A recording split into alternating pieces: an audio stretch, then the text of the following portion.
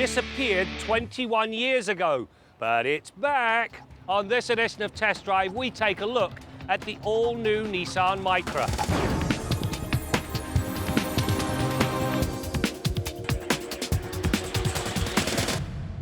The Nissan Micra is sold in 160 countries around the world, which makes it an important part of the brand's portfolio. When it first debuted in Canada in 1983, it wore a discreet Datsun badge on its tail. That quickly disappeared as then Datsun was rebranded Nissan. The rest, as they say, is history. If you go with the base Micra, you do get pretty basic transportation. A manual transmission, no AC, Armstrong windows and manual mirrors. But you're talking about a car that has an MSRP of under $10,000.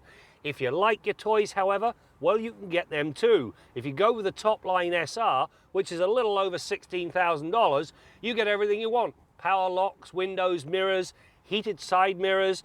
You get a backup camera complete with a screen. It all comes together very nicely. Yes, it is a pretty penny, but it's still an affordable car.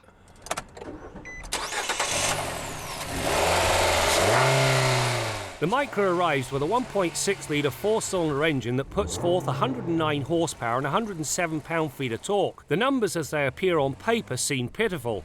On the road, they prove to be more than enough to hustle the 1,100-kilogram Micra along with surprising gusto. No, nobody's going to be bowled over by the pickup, but it did not impede the flow of traffic, and it was perfectly happy hammering along at 120 kilometers an hour on the highway. For the record, it took the Nissan Micra 10 seconds to reach 100k.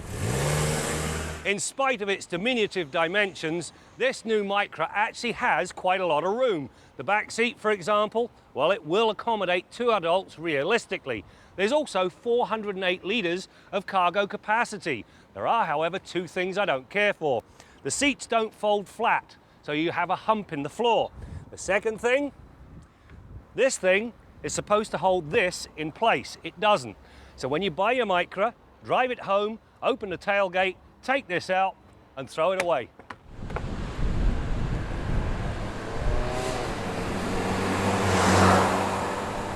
The engine can be paired to a 5-speed manual or an optional 4-speed automatic transmission. The manual does tend to make better use of the ponies at play, but for an everyday standpoint, it's the automatic that's the better choice. There is reason to celebrate here too. Unlike the CVT, a transmission Nissan has almost universally adopted, the automatic does not suffer from motorboating. In other words, it boasts a very civilized drive. The Micra is also pretty frugal when it comes to fuel consumption, an average of 7.8 litres per 100 kilometres used in the new 5-cycle test. Now this new testing standard is going to be a headache for many manufacturers because it actually reflects real-world driving and the real-world economy a consumer can expect to get. You ever stop to wonder why there are so few Canadian-only cars? And by that I mean cars that are not sold in the US.